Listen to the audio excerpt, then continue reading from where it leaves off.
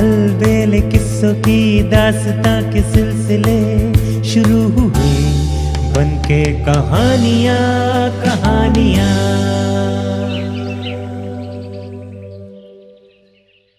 सिंहासन बत्तीसी में से 10वीं पुतली की कहानी। 10वें दिन जब राजा भोज ने सिंहासन पर बैठने का इरादा किया तो 10वीं पुतली प्रभावती अपने स्थान से निकलकर उसके रास्ते की रुकावट बन गई। राजा भोज के पूछने पर उसने कहा, राजन, मेरी कथा सुने बिना तुम इस सिंहासन पर नहीं बैठ सकते। उसके बाद तुम स्वयं निर्णय करना कि तुम इस सिंहासन पर बैठने के योग्य हो या नहीं। राजा पुतली को रास्ता रोककर खड़ा देख एक ओर हट गया। राजा भोज, मैं भी इस सिंहासन में चढ़ी 32 पुतलियों में से एक हूं। मेरी कथा भी अन्य पुतलियों की भांति राजा विक्रमादित्य की महानता को दर्शाती है। इस कथा को सुनने के बाद ही तुम निर्णय करना कि यह सुंदर राज सिंहासन तुम्हारे योग्य है या नहीं। इतना कहने के बाद उसने राजा विक्रमादित्य की जो कहानी सुनानी आरंभ की वो इस प्रकार थी। एक दिन राजा विक्रमादित्य शिकार को गए। शिकार करते करते घने वन में पहुंचकर उनका घोड़ा इतना आगे बढ़ गया कि उनके साथ आए सैनिक पीछे रह गए। राजा मार्ग भूलकर इधर उधर भटकने लगा। अचानक उन्होंने देखा कि एक अत्यंत खूबसूरत और दमकते चेहरे वाला युवक पेड़ की डाल पर पहुंचकर गले में फांसी का फंदा लगाकर उस पर झूल गया। राजा विक्रमादित्य ने दौड़कर उसके पैरों को थाम लिया और ऊपर उठा दिया तथा डांटते हुए उससे कहा, फांसी का फंदा गले से निकालो, अन्यथा आत्महत्या के अपराध में मैं तुम्हें दंड दूंगा। एक बार आत्महत्या की घड़ी टल जाने के बाद कोई भी आत्महत्या का प्रयास करने वाला अपने प्राण बचाने के मोह से ग्रसित हो जाता है। उस युवक के साथ भी ऐसा ही हुआ। उसने गले से फांसी का फंदा निकाल दिया। राजा विक्रमादित्य ने उसे नीचे उतारा और सोचने लगे कि यदि उन्हें पल दो पल की देरी हो जाती तो उसकी गर्दन खिंच गई होती। धरती पर पड़े युवक की गर्दन सहलाते हुए उन्होंने कहा, तुम्हें इस बात का आभास नहीं कि आत्महत्या करना घोर पाप है और कायरता भी। सामान्य अवस्था में आने के बाद युवक राजा विक्रमादित्य के चरणों में गिर पड़ा और रोने लगा। रोते रोते बोला, जब किसी जीवन के चारों ओर निराशा ही निराशा छा जाए तो उसके जीने की इच्छा मर जाती है राजन। वेशभूषा तथा कड़कती आवाज से ही युवक ने इस बात को समझ लिया था कि उन्हें बचाने वाला कोई राजा ही है।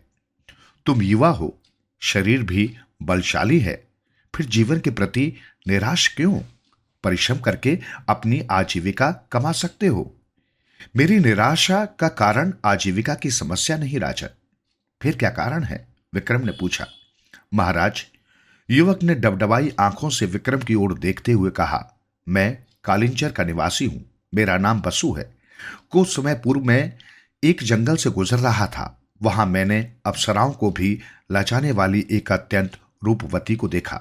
उसकी सुंदरता पर मैं मोहित हो गया।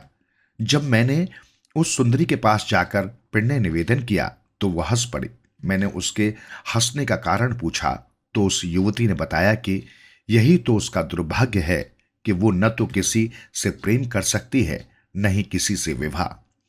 उसने बताया कि उसका जन्म राज परिवार में हुआ, मगर जन्म ऐसे नक्षत्र में हुआ था कि राज ज्योतिषियों ने मेरे पिता से कहा कि विवाह से पूर्व यदि मेरे माता पिता मेरा मुख देखते हैं तो उनकी मृत्यु निश्चित है तथा राज्य में भी घोर संकट आ जाएगा। उन्होंने ये भी कहा कि मैं उसी व्यक्ति से विवाह कर सकती हूं जो खौलते तेल के कढ़ा में कूदकर सकुशल बाहर निकल आए।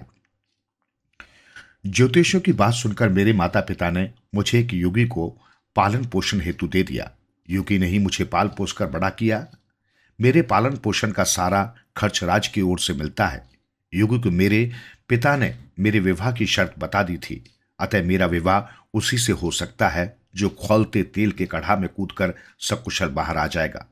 शर्त के बारे में जानने के लिए मैं योगी के आश्रम में गया तो ये देखकर मेरा साहस जवाब दे गया कि वहां दर्जनों युवकों के अस्थि पंजर टंगे हुए थे जो राजकुमारी से विवाह करने की इच्छा लेकर वहां पहुंचे थे और खौलते तेल के कढ़ा में कूदकर अपने प्राण गंवा बैठे थे।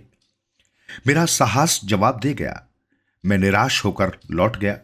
लौट आने के बाद मुझ पर उस रूपसी राजकुमारी के रूप का जादू इस तरह छा गया कि मेरा खाना पीना और मन का चैन सब छिन गया।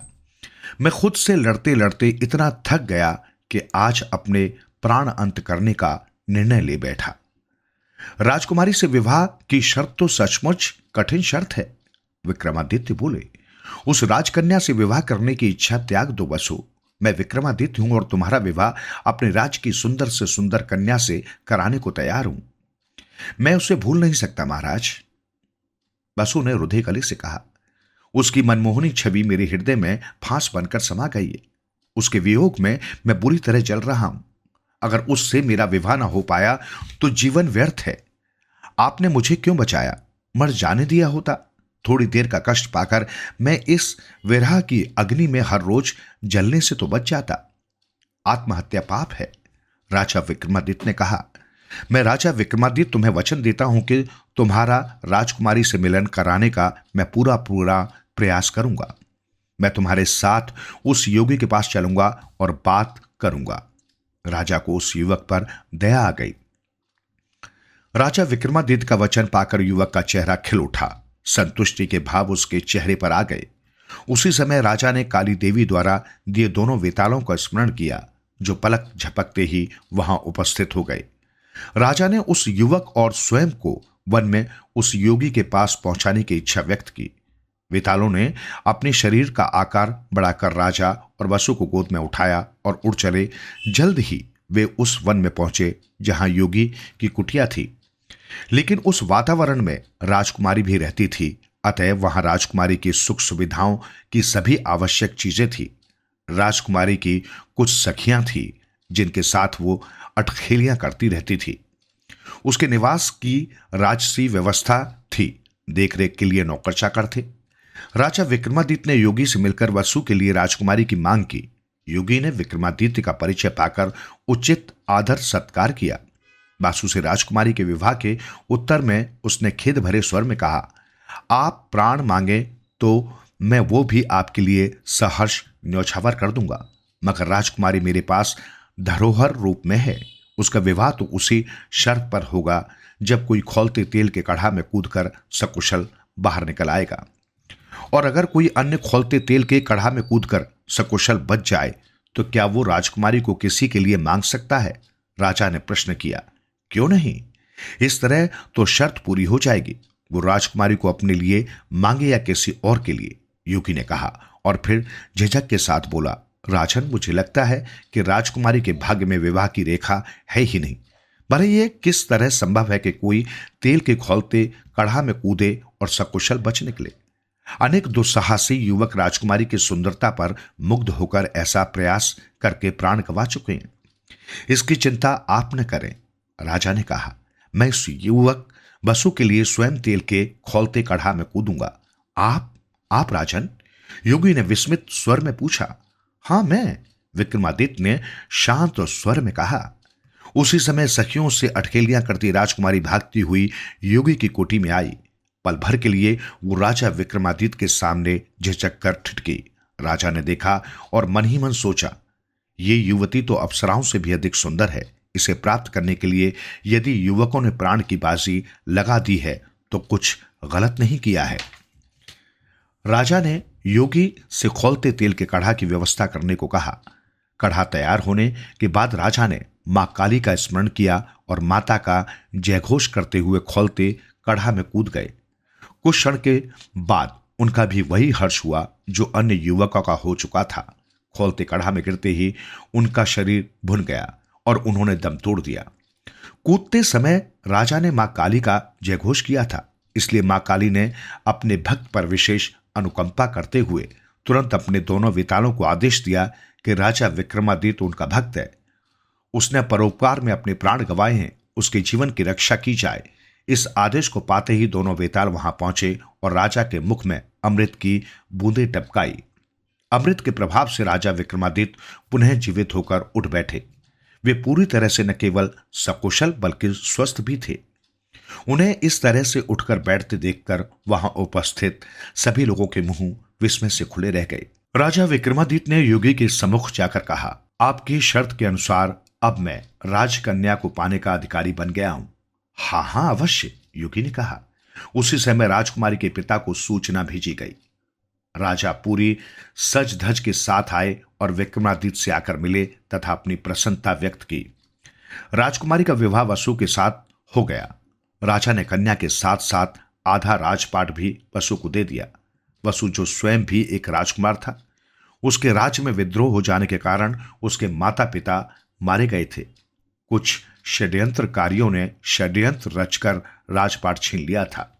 राजकुमारी के साथ आधा राजपाट मिलने के बाद मजबूत सेना के साथ उसने अपने खोए राज पर चढ़ाई करके षड्यंत्रकारियों को चुन चुनकर न केवल मौत के घाट उतार दिया, बल्कि अपना खोया हुआ राज भी प्राप्त कर लिया। राजकुमारी और बसु ने राजा विक्रमादित्य का बहुत आभार माना, क्योंकि उन्हीं के कारण राजकुमारी को दुखों से मुक्ति मिली थी, अन्यथा वो जीवन भर कुंवारी ही रहती। अपना राज्य पाने के बाद वसु ने राजा विक्रमादित्य से अपना राज तिलक कराया और निर्भय होकर सुखपूर्वक राज किया।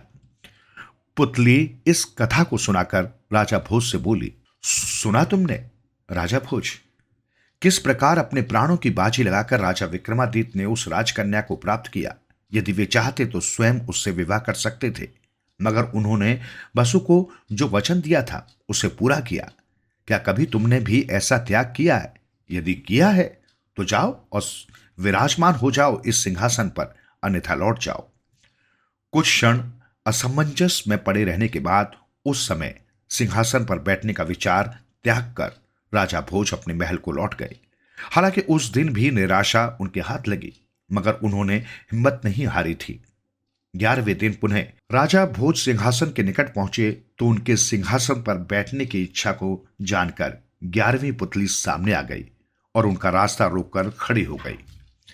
ठहरो राजा भोज,